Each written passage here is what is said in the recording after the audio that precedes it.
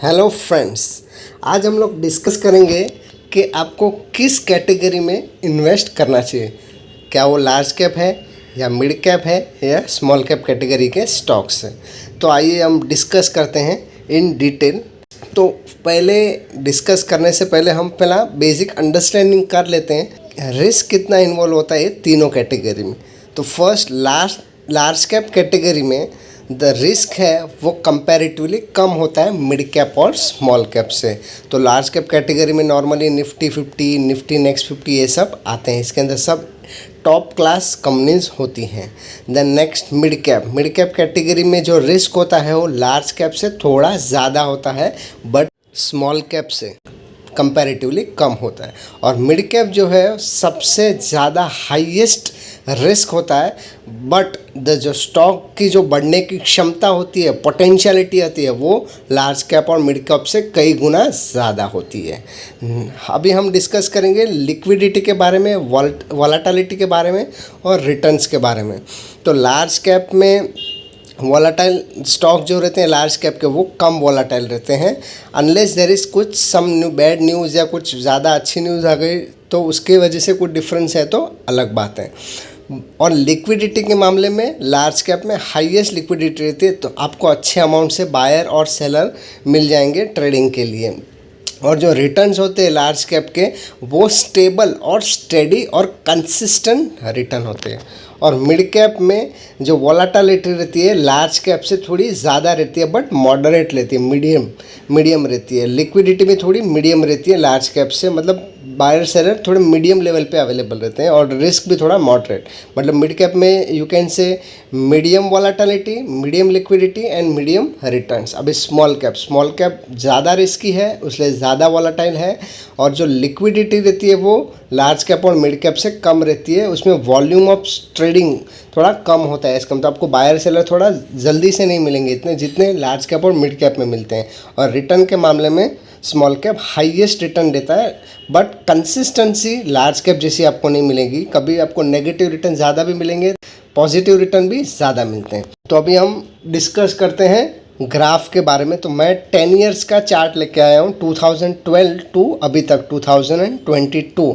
तो 10 सालों में निफ्टी ने, यदि निफ्टी 50 लार्ज कैप का चार्ट है, इसको लार्ज कैप बोला जाता है निफ्टी 50, तो 4770 का लो बनाया था जो 2012 में बनाया था, आप देख सकते हैं बॉटम पे।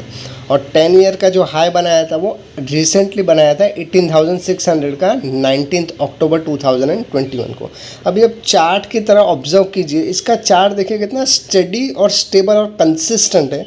जो आपको बॉटम में रिसेंटली बॉटम लगा दिखा है वो मार्च 20 में कोरोना के टाइम पे दिखा है, बट उसके पहले देखिए आप कैसा कंसिस्टेंट चार्ट है, एकदम ऊपर ऊपर ऊपर कंसिस्टेंटली ऊपर जा रहा है, थोड़ा भी एकदम डाउन और एकदम हाई अप नहीं दिख रहा है आपको, कंसिस्टेंट चार्ट दिख रहा है। अभी हम मिड कैप और स्मॉल कैप का भी देखेंगे कितना डिफरेंस दिखेगा आपको। अभी हम निफ्टी 50 लार्ज कैप का रिटर्न्स के बारे में बात कर लेते हैं। तो 10 ईयर में इसने 230% का करीबन रिटर्न दिया है, 5 ईयर में 90% का रिटर्न दिया और 2 ईयर में ऑलमोस्ट 100+ का रिटर्न दिया। तो ये रिटर्न हिस्ट्री आप चेकआउट कर सकते हैं। अभी हम मिड कैप के बारे में देखेंगे। अभी इसका चार्ट देखिए आप, इसका कंसिस्टेंट नहीं है, कभी देखो साइडवे से चल रहा है, कभी थोड़ा ऊपर गया, फिर एकदम ऊपर गया, फिर एकदम नीचे आया, फिर एकदम ही ऊपर गया, मतलब रैशनल चार्ट जो कंसिस्टेंट बोलते हैं निफ्टी 50 का था वैसे नहीं। अभी इसका 10 ईयर का लो देखिए, ऑलमोस्ट 1700 टच किया था 2013 में और 10 ईयर का हाई रिसेंटली 9000 लगभग 200 के करीबन बनाया था। अब इसका रिटर्न देखें, 10 ईयर का लगभग सेम ही है निफ्टी 50 इतना 250%, 5 ईयर का भी 86% है और 2 ईयर्स का अराउंड 150% के आसपास है। तो ये निफ्टी मिड कैप 50 का चार्ट है जो मिड कैप कैटेगरी के स्टॉक होते हैं। अभी स्मॉल कैप का देखिए, अभी स्मॉल कैप का आप देखेंगे मिड कैप और लार्ज कैप से एकदम अलग ही चार्ट है। ये देखिए एकदम नीचे है, फिर ऊपर है, फिर ऊपर, फिर एकदम नीचे, फिर एकदम ऊपर, मतलब इसका चार्ट रैशनल नहीं है, कंसिस्टेंट नहीं है, एकदम ऊपर कभी साइडवेज चलता है। तो आपको कंसिस्टेंसी नहीं मिलेगी स्मॉल कैप में मिड कैप और लार्ज कैप के तरह। लार्ज कैप में ज़्यादा कंसिस्टेंसी। अभी 10 ईयर का लो देखो अराउंड 2500 बनाया था 2013 में और रिसेंटली 10 जनवरी 2022 को इसने 12,000 के आसपास का हाई बनाया था। अभी इसका रिटर्न देखिए, 10 ईयर का लगभग सेम ही है 200%, 5 ईयर का लगभग 50% के आसपास और 2 ईयर का लगभग 190% के आसपास का रिटर्न है। अभी फाइनली हम डिस्कस करेंगे total return history large cap की, दैट इज़ निफ्टी 50 की, मिड कैप की और स्मॉल कैप की। तो हम नीचे से स्टार्ट करते हैं। तो 10 ईयर का रिटर्न देखिए, लार्ज कैप मतलब निफ्टी 50 ने 230% का दिया है, 230% का दिया है। मिड कैप का 250% है और स्मॉल कैप का थोड़ा कम है दोनों से, 208% का है। तो ऐसा देखने जाएगा तो मिड कैप थोड़ा आगे है दोनों से। अभी 5 ईयर का चार्ट देखिए, लार्ज कैप ने लगभग 91% का रिटर्न दिया है, मिड कैप ने कम दिया है 86% का और स्मॉल कैप ने 50% के आसपास दिया है।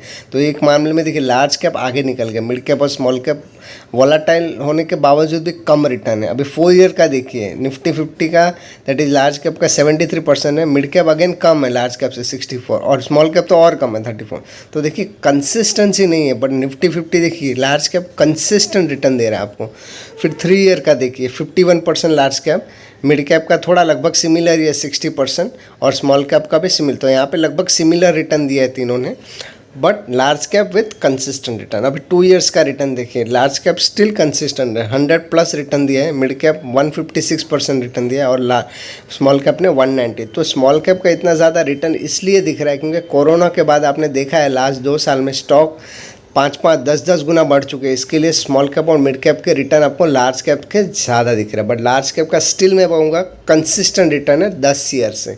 इनका देखिए आपने बीच में देखा ना, रिटर्न कैसे गिर गए, स्टेबल नहीं रहे, फिर अभी वापस बढ़े हैं। तो यही खासियत है मिड कैप और स्मॉल कैप की, रिस्क भी ज़्यादा है तो रिटर्न भी ज़्यादा और कम हो सकता है। 1 ईयर का रिटर्न भी देखिए, निफ्टी ने जो एवरेज रिटर्न हमेशा निफ्टी का रहता है 15 से 20%, तो उतना ही दिया उसने, 19-19.5% का रिटर्न दिया। मिड कैप का भी लगभग 20% है और स्मॉल कैप का भी लगभग 28% के आसपास है। हमें 6 महीने का रिटर्न देखिए, निफ्टी ने नेगेटिव रिटर्न नहीं दिया है, कम रिटर्न दिया 0.08 का, बट मिड कैप ने देखिए नेगेटिव रिटर्न लगभग 1.25% का नेगेटिव रिटर्न दिया, स्मॉल कैप ने तो 4.25% का नेगेटिव रिटर्न दिया है। तो यहाँ पे देखो Nifty 50 that is large cap अभी भी कंसिस्टेंट है, नेगेटिव नहीं दिखा है। 3 मंथ का रिटर्न भी देखिए, निफ्टी लार्ज कैप ने 1% का पॉजिटिव रिटर्न दिया, मिड कैप ने देखिए लगभग 3% का नेगेटिव रिटर्न दिया और स्मॉल कैप ने देखिए लगभग 7.5-8% का नेगेटिव रिटर्न दिया है। तो अभी कंक्लूजन की बात आती है कि किस में इन्वेस्ट करना चाहिए।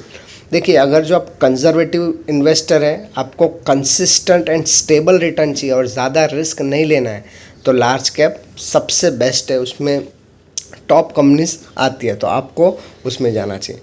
बट अगर आपको थोड़ा आप ऐसा लगता है मैं थोड़ा रिस्क लेके थोड़ा अच्छा रिटर्न कमाना चाहता हूँ, तो मिड कैप अच्छा है। मिड कैप में वॉलेटिलिटी भी मीडियम है, जो अभी हमने देखा, तो थोड़ा रिस्क भी ज़्यादा है, रिटर्न भी इतना मूवमेंट डेंजरस नहीं है जितना स्मॉल कैप जितना है। तो थोड़ा रिस्क लेना चाहते हैं तो मिड कैप कैटेगरी अच्छी आप जा सकते हैं।